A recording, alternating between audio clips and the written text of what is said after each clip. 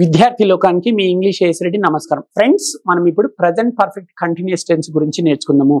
గతంలో ప్రారంభించబడిన ఒక పని ప్రస్తుతం కూడా జరుగుతుంది అని చెప్పే సందర్భంలో మనం ఈ టెన్స్ వాడాలి. ఒకసారి సూత్రం చూడండి.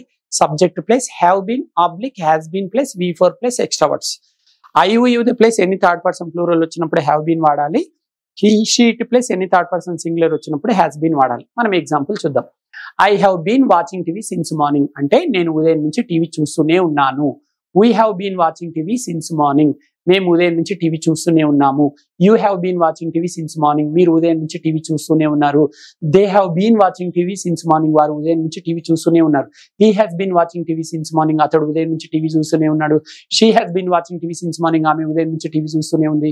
చక్కగా అర్థమైందని ఆశిస్తూ సెలవు.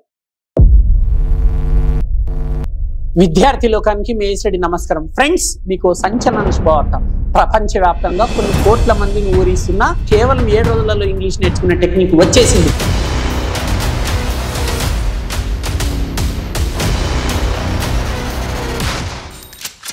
Indian popular spoken English trainer mister AS Reddy గారిచే కలం కాగితం లేకుండా కేవలం 20 రోజుల్లో ఇంగ్లీష్ నేర్చుకుందాం రండి. ఏఎస్ రెడ్డి గారి ప్రత్యేక శిక్షణలో ఇప్పటి వరకు 1000 బ్యాచులకు పైగా 20,000 మంది విద్యార్థులు శిక్షణ తీసుకోవడం జరిగింది. మరిన్ని వివరాలకు సంప్రదించండి.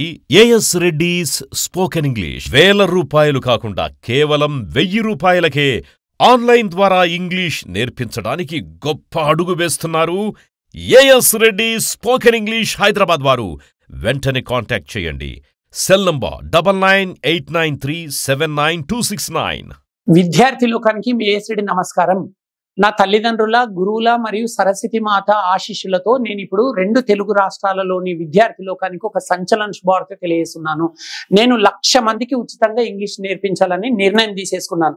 మరి ఈ ఉచిత స్పోకెన్ ఇంగ్లీష్ శిక్షణకు ఎవరు అర్హులు అంటే మినిమం క్వాలిఫికేషన్ డిగ్రీ అయి ఉండాలి. ఈ డిగ్రీ వరకు అంటే 1వ తరగతి నుంచి డిగ్రీ వరకు ప్రభుత్వ పాఠశాలలో, కళాశాలలో చదివిన విద్యార్థులు మాత్రమే అర్హులు అన్నమాట.